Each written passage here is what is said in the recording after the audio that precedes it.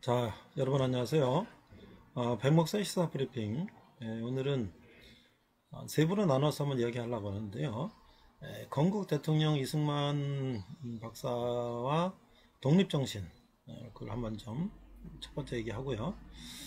어, 저는 이제 어렸을 때 70년대에 초중고등학교를 다녔는데 학교에서 이승만 대통령에 대해서 배운 게 별로 없어요.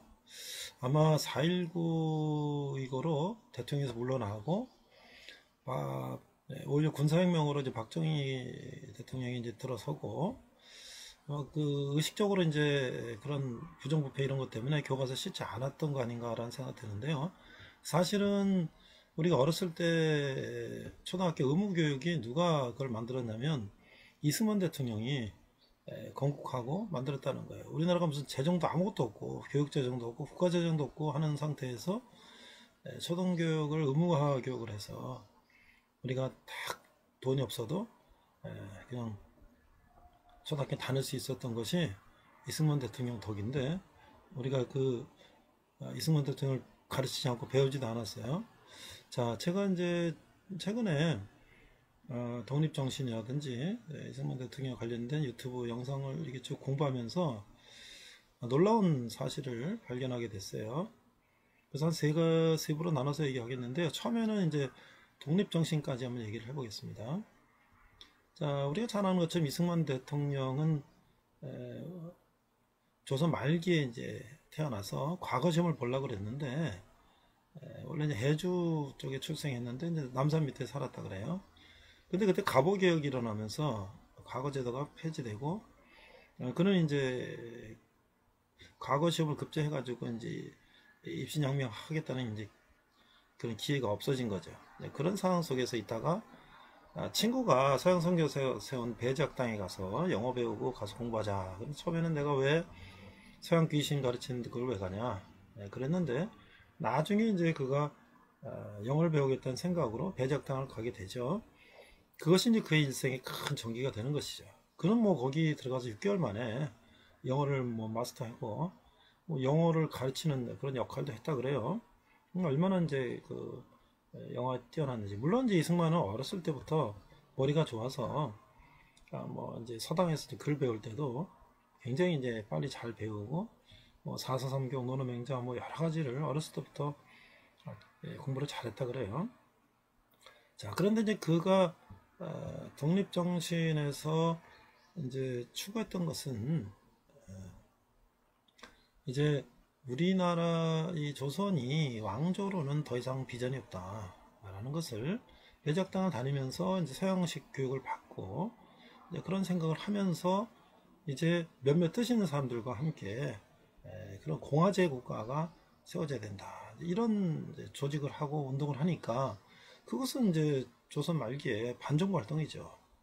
당연히 이제 반정부 활동을 한 그런 일당들은 다 체포해서 지금 서대문 형무소죠. 한성 감옥에 갇히게 되고 사형 선고를 받고 이제 그런 상황 속에 있었죠.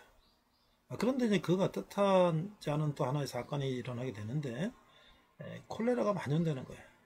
그래서 감옥 속에서 한 사람들이 죄수들이 뭐 제대로 치료도 못 받고 제대로 뭐 집단 밀집 수용되니까 계속 죽어 나가는데 이승만은 이거 시신을 처리하면서 그때까지는 이승만이 이제 하나님을 믿지 않았어요.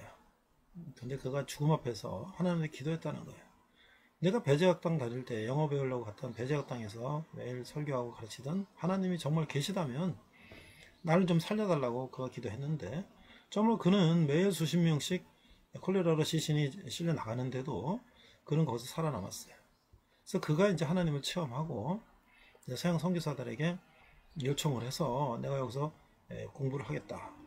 그래서 이제 서양 선교사들이 서방에 뭐 영어로 된 거, 뭐 불어 된 거, 러시아 된 거, 한문 된 거 모든 그 정치, 경제, 사회, 문화 책들을 이승만한테 이제 주고 그를 이제 키운 거예요.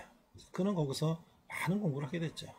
물론 이승만은 이제 그 감옥에 들어가기 전에 자기가 신문사를 만들고 자기가 주필 겸 다 이제 해서 그런 이제 글을 쓰고 계속 그런 활동을 했죠. 그런데 이제 그가 한성 감옥에서 공부한 것이 나중에 그것이 이제 그 미국 유학을 하는 데 있어 엄청난 그 자양분이 된 거예요. 자, 밑에 보니까 저는 어렸을 때 학교에 다니면서 이승만 대통령이 3.15 부정선거로 하야해갖고 하야에 망명 갔다는 얘기, 뭐 그런 얘기, 부패한 대통령, 뭐 이런 거에 이미지만 있었는데요.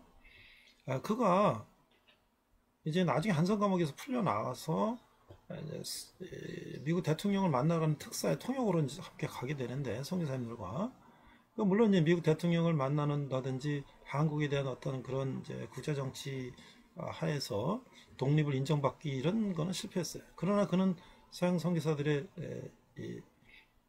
보증으로 프리스턴 대학교, 하버드 대학교, 조지 워싱턴 대학교 이런 것들을 다니게 되는데, 자, 여기 보니까 그가 1895년 배작당을 졸업하고 감옥에서 수년 동안 공부를 했어요. 그런 사형 선고 받다가 감형돼서 이제 특사로 가면서 이제 풀려나게 되는데, 1907년에 조지 워싱턴 대학교에 가서 정치학 학사를 받는데, 보세요. 1908년 1년 만에 조지 워싱턴 대학교 정치학 학사를 끝냈어요. 아니, 지금 우리가 생각하면 미국에서 그 당시에 조선이라고 하면 정말 저 변방의 이름도 듣도 보도 못한 나라의 식민지 나라, 예, 젊은이가 하나 와가지고 영어로 그것도 1년 만에 조지 워싱턴 대학을 과정을 끝내고 다시 하버드 대학교 대학원에 들어가서 또 1년 만에 끝내요. 그 다음에 프린스턴 대학교 가서 국제정치학 박사학위를 받는데, 이것은 당시 동양인으로서 프린스턴 대학교에서 국제정치학 박사학위를 받은 사람 최초라는 거예요. 거기에 총장이 나중에 윌슨 미국 대통령이 되고요. 동기들이 뭐 나중에 미국 국무장관이 되고요. 거기 뭐 미국 프린스턴 대학의 국제정치학 박사의 전 세계에서 온 인재들이 얼마나 그 인맥이 대단하겠습니까? 결국 우리 대한민국은 이승만 대통령이 그렇게 공부한 그 덕을 보는 거예요, 사실 그 당시에. 그것이 지금도 이제 한미동맹이라든지 여러 가지로 이제 우리가 그런, 또 메가더도 이제 그 당시에 만났던 사람 중에 한 사람이었고요. 자, 그래서 그는 그러한 이제 한성 감옥에서 그가 우리나라의 갈 길을 집대성한 것이 바로 뭐냐? 이게 바로 독립정신이라는 것이죠. 그래서 이 책은 우남 이승만 대통령이 옥중생활 5년의 총결산일 뿐만 아니라 해방 후 자유민주주의 시장 경제체제, 대한민국을 건국하고 경영하고 또 6.25 전란, 또 대한민국을 재건하는 전 과정에서 우리 현대사를 관통하는 정치 및 경제의 사상적 기초가 되고 있다. 그래서 이 책은 우리 국민들이 자유자주 독립적인 개인이 되고 국가정체성을 취한 국민다운 국민이 되기 위한 필독서이다. 근데 우리가 이승만 대통령을 단지 그냥 우리나라의 한 부패한 대통령으로 생각할 것이 아니라, 그는 세계적으로도 대단한 정치학자였어요. 이어서 우리가 재팬 인사이드 아웃이라는 이승만 대통령의 국제정치학 박사학위 논문을 책으로 펴낸 그 책을 소개할 텐데요. 그 책은 전 세계적으로 일본이 진주만 침공하면서 일본이 미국과 전쟁을 벌이기 전에 벌써 그걸 예측한 책으로서 전 세계적인 센세이션을 일으키고, 우리가 너무나 잘 아는 이 펄벅 여사, 대지라는 노벨 문학상을 받은 펄벅 여사는 그 책에 대한 소개에서 아주 전율이 넘치는 책이다, 이렇게 소개하고 있어요. 그러니까 우리 이승만 대통령은 그냥 한반도에서 태어나서 그냥 공부하고 배우고 자란 그런 분이 아니라, 그 당시 세계 최강, 지금도 최강이지만 미국에 가서 이 미국의 학부, 대학원 박사학위까지 하고, 또 모든 미국의 어떤 정치, 경제, 문화, 그 다음에 전 세계에 대한 그런 것들을 다 배우고 그것을 기초로 하여 우리나라를 세웠다는 것이에요. 근데 그것의 가장 밑바탕이 되는 게 뭐냐면, 그가 감옥에서 우리나라를 어떻게 이끌고 나가야 되겠다라는 것을 이 독립정신에서 이제 기초를 했다는 것이죠. 젊은이들은 이런 책을 읽어보고 일제 치하에서 감옥에서 그 열악한 환경 속에서 전 세계 언어로 된 책들을 두루 섭렵해서 한 국가의 기초를 세운 이승만 대통령의 독립정신을 꼭 한번 읽어보기를 추천합니다. 이상 백목사의 시사브리핑이었습니다. 네, 오늘은 사랑받는 형제 빌레몬, 부제는 독립정신이라고 하는 부제를 가지고 말씀을 나누고자 합니다. 자, 오늘 본문은요, 빌레몬서 1장 16절을 한글과 영어로 읽도록 하겠습니다. 자막을 보고 읽도록 하겠습니다. 1장 16절. 이후로는 종과 같이 대하지 아니하고 종 이상으로 곧 사랑받는 형제로 들 자라. 내게 특별히 그러하거든 하물며 육신과 주 안에서 상관된 내게랴. 자, 필레몬 1장 16절인데요. No longer as a slave, but better than a slave, as a dear brother. He is very dear to me, but even dearer to you, both as a man and as a brother in the Lord. 이렇게 돼 있어요.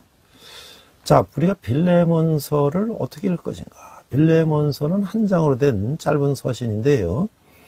복음이 한 개인뿐만 아니라 한 사회까지 변화시킬 수 있을까?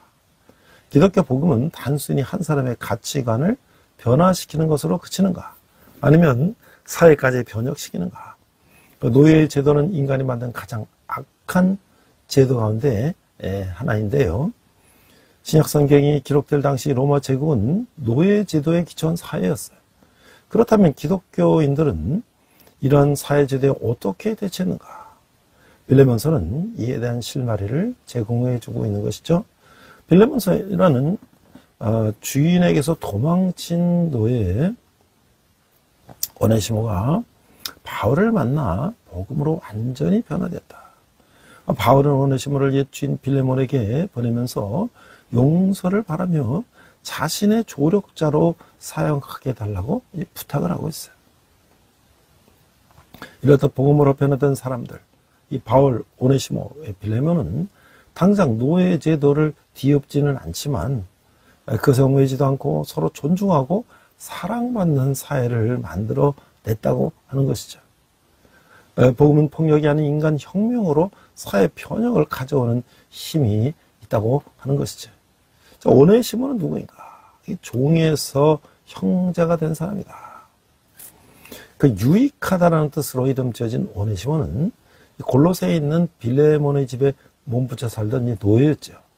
그의 주인 빌레몬은 부유한 사람으로서 바울을 통해 예수님을 믿게 되었는데 그리고 그의 집을 교인들이 모이는 교회로 사용하도록 내어놨어요. 오네시모는 결국 주인의 재산을 훔쳐 당시 세상과 문화의 중심지였던 로마로 도망갔어요.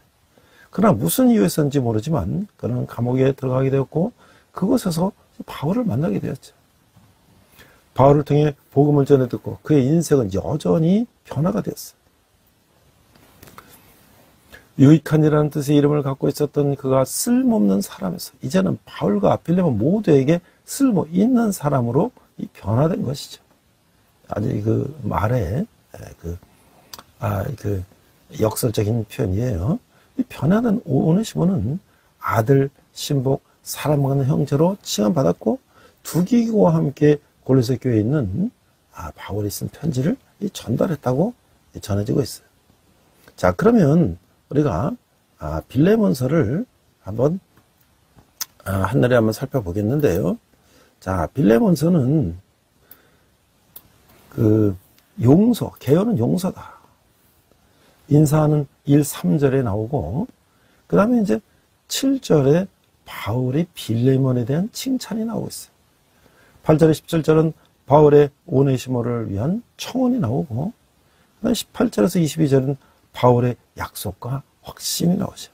그 다음에 마지막 인사로 이제 23절 25절이 인사로 마무리를 이제 하게 되는 것이죠. 자, 그러면 우리가 이제 줄거리를 한번 보면 한 장으로 된 이게 짧은 편지인데 바울이 개종시킨 그 오네시모라고 하는 이 도망친 하인을 대신하여 그 주인에게 이제 한 장의 이제 편지를 이제 쓰는 거예요. 그래서 그를 주인인 빌레몬에게 돌려보내면서 오네시모를 그리스도 안에서 형제와 같이 대해주라는 요제의 그 내용을 기록하고 있죠. 자, 그래 빌레몬서에서 그 오네시모의 용서에 대해서 그 오네시모는 이제 도망친 노예죠. 근데 그런 바울을 통해서 예수를 만났어요. 그 인생이 바뀌었어요. 그 오네시모의 이전 주인은 우연히 바울의 친구였자 동료 신자였던 이게 빌레몬이었어요. 바울은 도망친 것을 용서해달라고 하는 편지와 함께 오네시모를 빌레몬에게 보내는 거예요. 바울은 오네시모의 빚진 것을 잊어버리라는 것이 아니라 단지 그를 용서해 줄 것을 부탁하고 있는 것이죠. 그 오네시모의 빚은 바울에게로 회개되어서 저였는데 이 얼마나 구원을 잘 보여주고 있는 건가. 하나님은 우리의 모든 죄가 하나님의 아들에게로 회개되기 때문에 우리를 값없이 용서할 수가 있어요. 이 사실은 우리의 삶에 놀라운 변화를 일으키죠. 지금까지 편지는 모두 사도 바울이 하나님의 영감으로 쓴 것이라고 하는 거예요. 교회에 대한 제일 가는 이었던 이 사를 하나님이 택하셔서 사도 바울로 변화시켜서 그러면 신약 성경의 절반을 쓰게 하신 것은 하나님의 사랑과 은혜에 대한 증거가 아니겠는가. 이는 누구도 구원받지 못할 만큼 악한 사람은 없다는 것을 보여주고 있는 것이다 라고 할 수가 있죠. 그리고 우리 과거의 삶이 아무리 악했다고 할지라도 그 무엇으로도 하나님께서 우리를 통해 위대하고 능력 있는 일들을 하시는 것을 막을 수는 없다라고 하는 것이죠. 자, 그래서 이제 빌레몬 1장을 보면 바울 당시의 노예제들은 바울이 변화시킬 수 없는 삶의 현실이었어요. 그러나 바울은 그 노예와 그 주인에게 예수께서 그를 모두를 위하여 메인 종이 되신 사실과 이런 예수님의 희생을 통하여 구속받은 자들이 서로를 어떻게 대해야 하는지를 보여주고 있는 것이죠. 그래서 골로새서를 쓸 무렵 바울은 그의 셋집에서 빌레몬에게 이 편지를 쓰고 있어요. 바울 자신도 로마의 죄수 신분으로 죽임을 당할 수 있는 이 처지였는데 그때가 AD 61년에서 62년 격이었던 것이죠.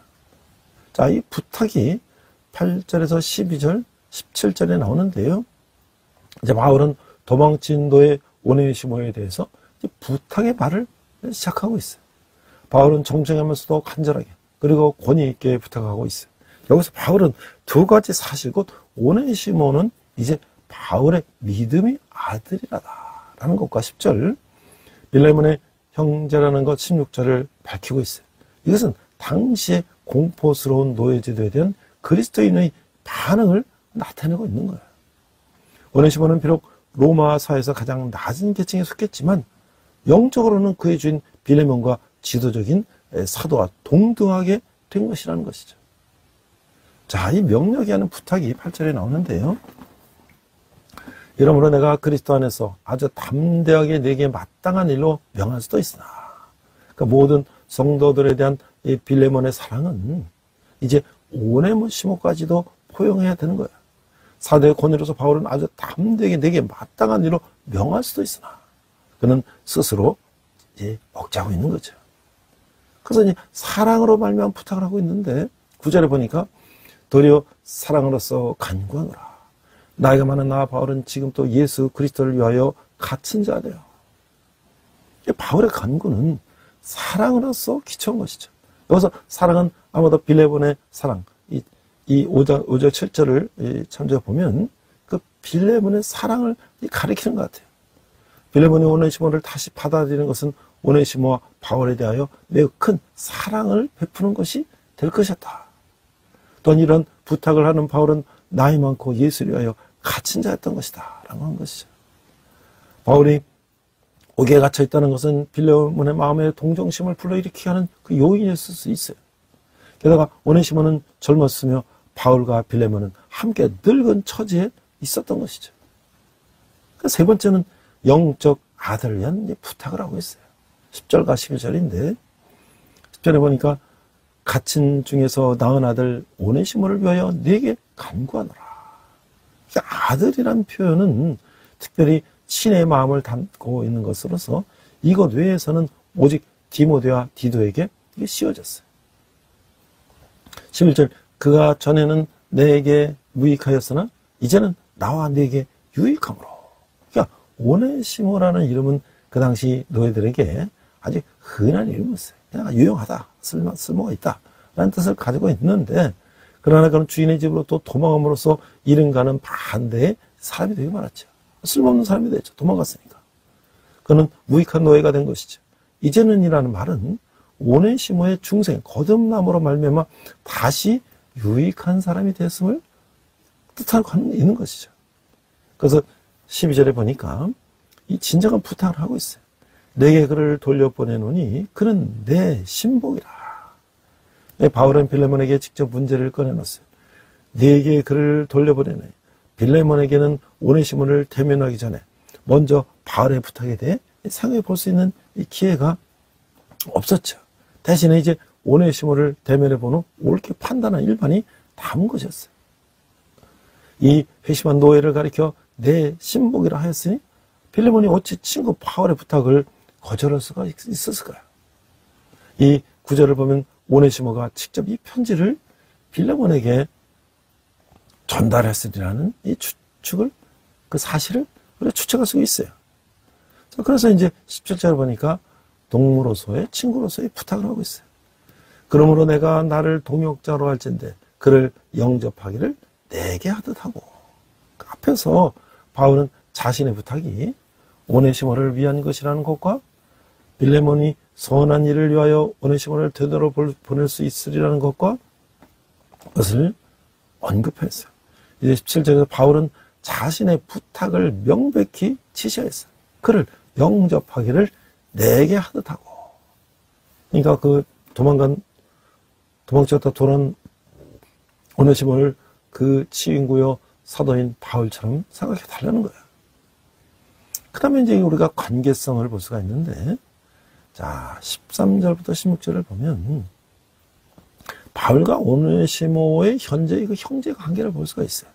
13절, 그를 내게 머물러 있게 하여 내 복음을 위하여 갇힌 중에서 네 대신 나를 섬기게 하고자 하니. 이제 바울은 그리스도인이 된 이 노예의 위기를 빌레몬의 위치와 동등하게 하고 있어요. 바울이 오네시모를 머물러 두면 사실 바울은 이것을 원했지만 그는 빌레몬의 위치에서 그를 섬길 것이었어요. 그러나 그는 오네시모를 돌려보내는 것이 마땅하다는 의미감 때문에 이러한 소원을 이제 억제했다는 거죠. 두 번째는 14절에 보니까 바울과 빌레몬의 과거의 형제관계가 나오고 있는데 14절, 다만 네 승낙이 없이는 내가 아무것도 하기를 원하지 아니하노니 이는 너희 소원한 일이 억지같이 되지 아니하고 자의로 되게 하려 함이라. 노예를 머물게 하는 것은 전적으로 주인의 의사에 달린 것이죠. 비록 바울이 빌레몬을 하여금 오네시모를 로마에 머물게 하도록 권할 수 있었으나 바울은 자신과 빌레몬과의 우호관계를 빙자해서 부당한 유익을 구하려 하지 않았다는 거예요. 바울은 이러한 승낙이 자유로 되게 하여야 한다고 생각했어요. 빌레몬이 오네시모를 자유케 하고 그를 로마로 되돌려 보내어 바울을 돕게 한 것인지의 여부는 미지였으며 그건 흥미로운 생각이었다라고 할 수가 있는 거예요. 그래서 이제 오네시모와 빌레몬의 미래의 형제관계에 대해서 15절에 이렇게 말하고 있어요. 15절, 아마 그가 잠시 떠나게 된 것은 너로 하여금 그를 영원히 두게 함이리니. 자, 빌레몬이 일시적으로 오네시모를 잃은 것은 그를 영원히 머물게 하는 결과를 가져왔어요. 도망친 노예들은 대도시에서 숨어 살거나 외딴 곳에서 피해 살 수가 있었어요. 주인의 집으로 다시 되돌아가지 않을 수도 있다고 하는 것이죠. 16절 보니까 이후로는 종과 같이 대하지 아니하고 종 이상으로 곧 사랑받는 형제로 둘지라. 내게 특별히 그러하거든 하물며 육신과 주 안에서 상관된 내게랴. 바울은 종으로서의 오네시모의 지위와 사랑받는 형제로서의 빌레몬에 대한 오네시모의 새로운 지위를 대조시키고 있어요. 또한 그는 자신을 포함한 세 사람을 모두 동등한 위치에 놓고 있는 것이죠. 특별히 사랑받는 형제로 둔다 함은 아마도 해방을 의미하는 말일 것이다 라고 할 수가 있는 거예요. 자, 우리가 이제 노예에서 해방이 된다. 사실 우리 왕조국가였던 조선시대의 이 백성들이야말로 사실 뭐 양반 일부 특권계층을 빼놓고 뭐 거의 다 노예나 다름없죠. 근데 그러한 상태를 벗어나서 이제 공화정인 국가를 만들어서 모든 백성들이 주인이 된 나라를 꿈꾼 사람이 있었으니 그가 바로 이승만이었다. 근데 그 이승만이 대통령 되고 프린스턴에서 국제정치학 박사 되고 그때가 아니라 청년 이승만이 감옥에서 서양의 그 정치, 경제, 사회, 문화 그런 책들을 선교사님이 보여주신 책들을 읽으면서 그걸 깨닫고 그가 독립정신이라고 하는 책을 썼는데 그 안에서 그걸 주장하고 있었다는 거예요. 그는 그때 벌써 이 우리나라가 어떤 나라가 되어야 될 것인가를 벌써 꿈꿨다는 거 하는 것이죠. 자, 독립전쟁이라고 하는 것을 보면 The Spirit of Independence라고 하는데 이승만이 한성 감옥에 수감되어 있던 1904년에 저술한 책이다. 당시 대한제국의 문제점과 주변 열강의 움직임 및 대한제국 사람들의 해야 할 일들을 저술했으며 기독교 입국론을 주장했다. 벌써 그가 예수 믿은 지 얼마 되지 않았는데 그 기독교 입국론을 주장했다. 사실 이승만이 이제 과거 시험을 보려고 했지만 갑오개혁으로 과거제가 폐지되고 그 뜻을 이지 못할 때 그때 이제 친구가 배작당 가서 영어배우 잘할 때 사실은 거부했어요. 그러나 그는 이제 영어배우에서 가갖고 6개월 만에 영어를 가르친 사람이 됐고 이제 그가 여러 가지 이제 독립운동 하면서 신문서적 발간하고 이런 왕정을 무너뜨리고 공화제를 세워야 된다는 얘기를 하다 감옥에 갇힌 거지. 그래서 그는 콜레라를 이겨내고 거기서 살아남았을 때 회심하게 됐고 선교사들이 보내준 많은 책들을 읽으면서 이 서구 열강들 민주주의 국가에 대해서 공부했던 것이죠. 자, 그래서 이승만은 독립협회가 해산된 뒤에 고종의 양위 문제에 연루돼갖고 1899년 1월에 체포돼서 한성 감옥에 투옥됐어요. 그는 수감 중이던 1904년 2월 19일부터 같은 6월 29일 사이에 이 책을 집필했어요. 그러니까 한 4개월. 집필동기는 러일 전쟁으로 일본 제국주의의 침략 위협이 높아지면서 민족 독립에 대한 조선민족의 각성이 필요하다고 생각했기 때문이죠. 집필동 이승만이 지인들을 중심으로 일으켰으며 탈관 1904년에는 그에게 적대적이었던 환경 때문에 대한제국 내에서는 출판할 수가 없었어요. 이후 이승만이 미국으로 건너가 간 뒤 1910년 2월 10일에 로스앤젤레스 대동 신서관에서 발견됐어요. 이 책은 일제 강점기 내내 일본 제국에서 금서로 지정됐던 것이죠. 이승만이 4.19 혁명으로 하야한 뒤 절판돼서는 1993년 1월 정동출판사에서 재출간했어요. 구성은 51장과 후록으로 구성되어 있는데 1에서 10장에는 조선의 전 상황을, 11에서 25장은 민주주의와 자유 백성의 권리 의무를, 26장에서부터는 국제정서를 기록하고 있어요. 2018년 5월 비봉출판사에서 원문의 내용에 대하여 이 박기봉의 교정 및 주석을 더하여서 재출간이 됐어요. 그러니까 이승만의 주장은 아래 6가지로 요약되는데 모든 것의 근본을 기독교로 할 것을 주장했다. 첫 번째, 통상해야 한다.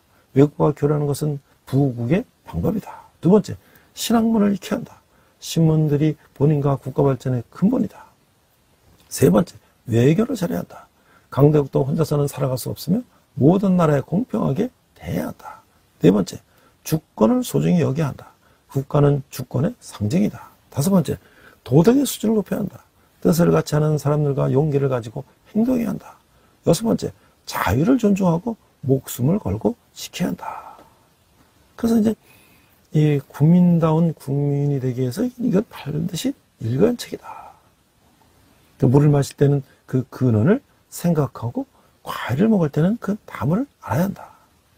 그래서 이 자기가 마시겠는 물의 근원을 모르고 거기에 오물을 투척하거나 자기가 따먹는 과일나무에 뿌리를 뽑거나 줄기를 베어버린다면 사람들은 그런 자를 그렇게 뭐라고 하겠는가? 미련한 자죠. 우리 민족의 5,000년 역사에서 왕과 왕족, 소수 양반계급 아닌 일반 백성들이 오늘처럼 자유롭고 독립적이고 자주적이고 자율적인 삶을 살았던 적이 있는가? 조선왕조실록의 통계에 의하면 조선 조말 전체 백성들 중 10% 미만의 양반이었고 50%는 무지렁이 상인들, 40%는 노비였어요. 그리고 10편에 속하는 양반들조차 비록 그 안에 상민이나 노일보다는 자유롭고 유족했으나 그들 역시 오늘날 우리 모두가 당연히 누리는 자유, 독립, 자주, 자율 등은 꿈도 꾸지 못하는 예속적인 삶을 살았다. 뭐 일제체에서는 말할 것도 없고요. 수천 년간 이런 역사를 가진 이 땅의 백성들이 지금같이 정치적으로 자유롭고 경제적으로 풍요로운 삶을 살 수 있게 된 근원은 그 뿌리는 과연 어디에 있는가? 그것은 바로 1948년 8월 15일 우남 이승만에 주도하여 자유민주주의 시장경제체제의 대한민국을 건국한 데 있었고, 그 건국의 정치적 기초는 바로 여기에서 소개하는 이 독립정신의 단계에 있다 라고 하는 것이죠. 독립정신은 20대 청년 우남 이승만이 옥중에서 집필한 그의 대표저서로서 5천년 동안 지속되어 우리나라 왕정의 역사를 민주공화정으로 탈바꿈시키고 대령 문화권에 속해 있는 우리나라의 정치, 사회, 문화적 전통을 해양 문화권으로 옮겨놓는데 이론적 기초가 된 책이다. 세계화의 선진화를 지향하는 대한민국의 공기점을 지시한 책이다. 그러나 100여 년 전에 고철에 써인 이 글이 때문에 현대인들이 읽기 어려웠는데, 이번에 이 비봉출판사 대표 박기봉 씨가 누구나 알기 쉽도록 현대로 교정하고 이 추석까지 달았다. 이 책을 교정 및 추석 아닌 이 책을 조선왕조 500년간 쓰여진 모든 책들 가운데 최고의 경세서, 세상을 다스리는 이 책이다. 정치 사상서이자 국민 계몽서라고 평가하고 있다. 그 이유는 그전까지의 모든 책들은 주권자는 단지 왕 한 사람이고 나머지는 모든 백성들은 지배자라고 보면서 전제군주가 백성을 어루만져주는 그 인정이 어질게 정치하는 것이 최선의 정치라고 생각했을 따름이었다. 반면에 우남 이승만의 독립정신은 백성이야말로 나라의 주인이며 그들 각자가 자유, 독립, 자주, 자율적인 존재이고 스스로 시시비비를 판단할 줄 아는 각성된 개인이며, 그런 개인들이 모여서 나라의 집이라는 단어를 만들고 법을 제정하여 운영해 간다는 현대 자유민주주의 사상을 국내 최초로 주장할 뿐만 아니라 이 책에 표명된 사상을 기초로 현재의 대한민국이 건국되도록 한 책이기 때문이다. 이 책은 우남 이승만의 옥중생활 5년의 총결산일 뿐 아니라 해방 후 자유민주주의 시장경제체제의 대한민국을 건국하고 경영하고 6.25 전란 후 대한민국을 재건하는 전 과정에서 우리 현대사를 관통하는 정치 및 경제의 사상적 기초가 되고 있다. 그래야 이 책을 우리 국민들이 자유, 자주, 독립적인 개인이 되고 국가 정체성을 체화한 국민단 국민이 되기 위한 필독서이다. 아무쪼록 이 책을 통하여 우남 이승만의 사상과 대한민국의 건국과 수호 재건 과정에서 이룬 큰 공적이 전 국민들에게 올바르게 되고, 그리고 국민 하나하나가 자유하고 독립하고 자주하고 게임 국민이 되길 바란다. 이게 이제 인터넷 원고에서 이 우남 이승만에 대한 독립정신을 소개하는 글이에요. 자, 그럼 이제 우리가 다시 빌레몬서로 들어와서, 자, 서약을 이제 보면 18절에 21절 보니까 오네시모의 빚을 바울에게 회개할 것. 자, 18절. 그가 만일 네게 불의를 하였거나 네게 빚진 것이 있으면 그것을 내 앞으로 계산하라. 바울은 비록 오네시모의 불의를 구체적으로 언급하지는 않았지만 그것은 오네시모가 빌레몬에게 끼친 재정적 손실을 지적하는 것으로 보여요. 오네시모는 빌레몬의 집에서 도망가면서 돈이나 물건을 도적질했는지 모르죠. 아니면 그가 주인의 집에서 일하지 않았다는 것 자체가 손실일 수도 있죠. 바울은 이것으로 인해서 오네시모를 무섭게 책망하는 것 대신에 그가 만일 내게 불의를 하였거나 내게 빚진 것이 있으면 라고만 쓰고 있어요. 바울은 오네시모의 재정적 빚을 내 앞으로 계산하라고만 쓰고 있을 뿐이에요. 이런 바울의 이 자비로운 생각은 십자가에 달리신 그리스도의 대속의 행위와도 비교가 된다고 하는 것이죠. 자, 19절 상반절에 보니까 나 바울이 친필로 쓰느니 내가 갚으려니와. 바울은 이 서신을 친필로 쓰고 있음을 밝히면서 오네시모의 빚을 갚겠다고 말하고 있어요. 그러니까 오네시모의 빚을 갚을 수 있는 경제적 여유가 있었다는 것은 빌립보 교회에서 그에게 보내주는 부조가 있었기 때문이라고 하는 것이죠.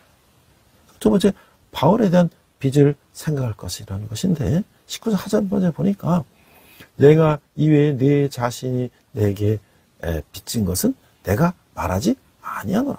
자, 내 자신이 내게 빚진 것이라는 구절은 빌레몬이 예수를 믿게 된 것이 바울로 말씀을 보여주는 것인데, 그는 바울에게 영적으로 빚진 자였어. 빌레몬은 자신이 바울에게 진 빚을 생각한다면 오네시모의 빚을 탕감할 수 있을 것이요.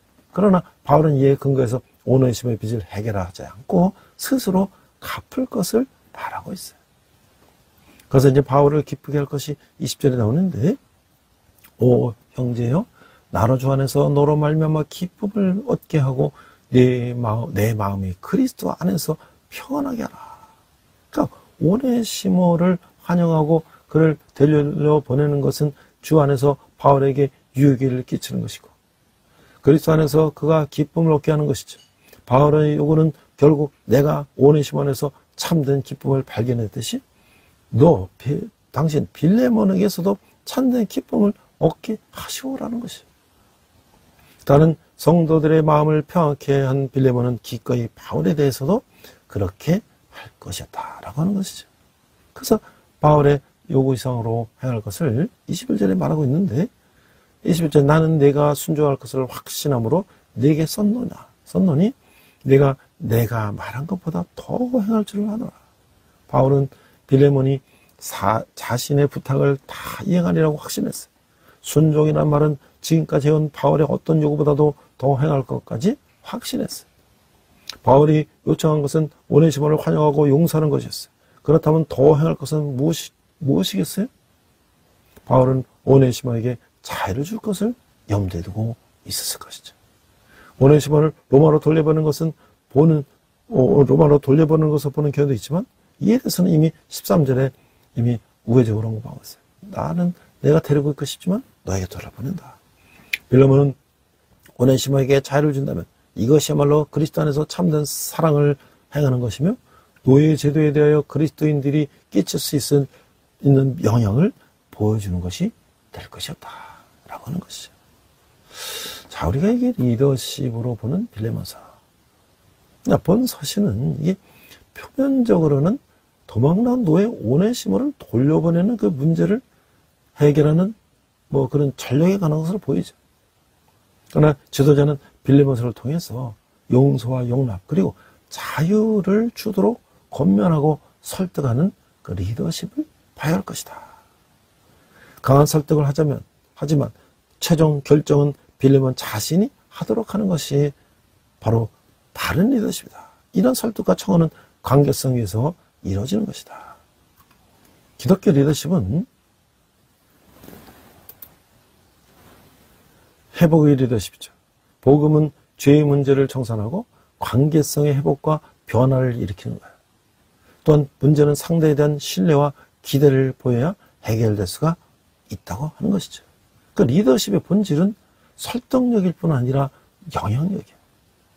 바울의 영향력을 보면 빌레몬서에서 우리는 한 개인의 삶의 변화를 일으키고 한 사회의 구조와 규범의 변형을 일으키는 변혁적 리더십의 중요성을 보게 된다고 하는 거예요. 진정한 리더십과 복음의 능력은 한 개인뿐 아니라 사회를 바꾸는 영향력이다. 그래서 미국의 마틴 루터 킹 목사님이 그 링컨 기념관 연설에서 나에게는 꿈이 있습니다. I have a dream이라는 1963년의 그 명연설이 이제 유명하죠. 저는 이제 고등학교 3학년 때, 2학년 3학년 때 그 정통종합영어라고 하죠. 성문종합영어. 그걸 이제 학원 다니면서 공부할 때 그 예문이 그 존 F 케네디 대통령의 이너기럴 어드레스 취임 연설이 있고요. 마틴 루터 킹 목사님의 이 I have dream이라는 연설이 영문으로 돼 있어요. 그 학원 선생님이 그거를 긴 한 페이지 정도의 문장을 다 외우라 그래가지고 그걸 한번 외운 적이 있어. I have segregation to say wait 이렇게 해서 이런 걸 이제 외우고 막 그랬는데, 그게 바로 유명한 I have a dream이죠. 자, 이게 이제 그 미국의 역사 민주주의 마틴 루터 킹 링컨 기념관 연설인데요. 그러니까 에브라함 링컨 대통령이 노예 해방에 서명한 지 약 100년이 되는 1963년 8월 28일 마틴 루터 킹이라는 그 이름이 한 청년이 미국에 대한 자신의 비전을 설명하기 위해서 워싱턴 DC에 있는 링컨 대통령 기념관의 대리석 계단에 올라갔어요. 20만 명이 넘는 흑인과 백인들이 경청하러 왔어요. 그들은 비행기로, 자동차로, 버스로, 기차로, 그리고 걸어서 왔어요. 그들은 흑인의 평등한 권리를 요구하기 위해 워싱턴으로 온 것이었어요. 그리고 그들이 기념관의 계단에서 들은 꿈은 한 세대의 꿈이 됐어요. 지금이야말로 바로 민주주의의 약속을 현실로 실현할 때입니다.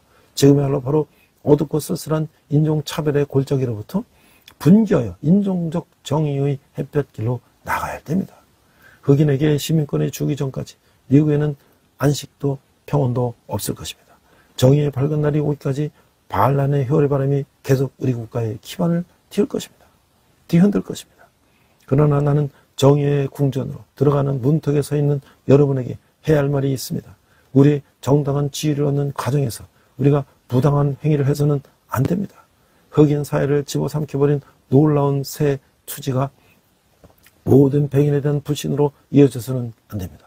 오늘 그들이 이 자리에 참석한 사실에 입증하듯 우리 많은 백인 형제들은 그들의 자유가 어쩔 수 없이 우리 자유에 결부되어 있다는 사실을 깨닫게 되었기 때문입니다. 고난 속의 영예는 보상받는다는 믿음을 가지고 계속 일합시다.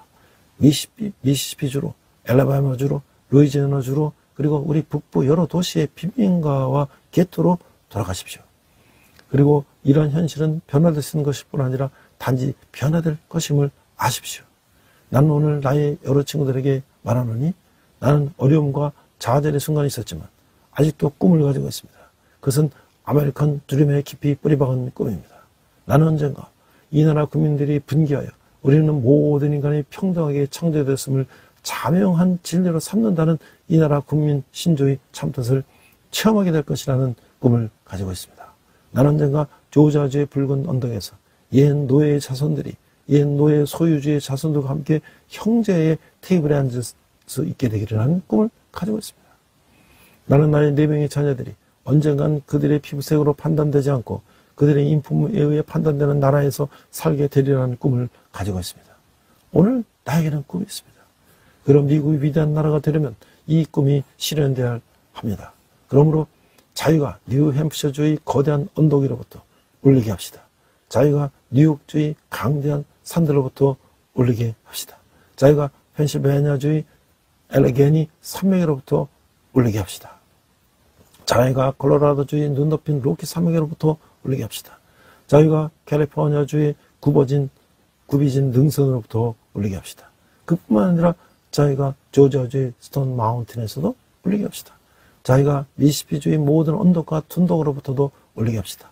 자기가 모든 산허리부터 울리게 합시다. 우리가 자기가 울리게 할 때 모든 크고 작은 마을에서 모든 주와 모든 도시에서 자기가 울리게 할 것이며 하나님의 모든 자손들이 흑인과 백인, 유대인과 이방들, 신교도와 구교도가 손에 손을 잡고 옛 흑인 영과 마침내 해방되었도다. 마침내 해방되었도다. 전능하신 하나님께 감사하라. 우리는 마침내 해방되었다를 부르게 부를 수 있는 날이 될 날을 앞당길 수 있을 것입니다. 우리 함께 기도하겠습니다. 하나님 아버지 은혜를 감사합니다. 인간의 노를 삼는 그런 수천 년 된 기간에 이 로마 시대의 이 노예 도메네시모를 해방시키기 위한 이 바울의 이 빌레모에 대한 이 권면을 보면서 또 그것을 이어서 조선의 이 왕조 국가에서 노예를 살던 백성들이 기독교 국가로 자유와 권리를 되찾는 그런 백성이 되기를 희망했던 독립정신을 보며 노예로 미국에 팔려와서 가진 고초를 겪고 핍박받고 정적인 자유도 없던 그 흑인들을 위해서 자기 목숨을 걸고 그들을 위해서 애쓰던 모든 사람들은 예수님께서 이 땅에 위해서 우리를 위해서 십자가에 돌아가신 우리를 위해서 피를 흘리신 그 법에는 피를 우리가 기억하며 우리가 예수님 이 땅에서 하신 것처럼 가난한 자, 포로된 자, 소경된 자를 살리시고 또 우리를 치유하시고 말씀을 가르치시고 복음을 전파하신 것처럼 우리도 그런 사람 될 수 있도록 인도하여 주시옵소서. 감사드리며 예수님 이름으로 기도했습니다. 아멘.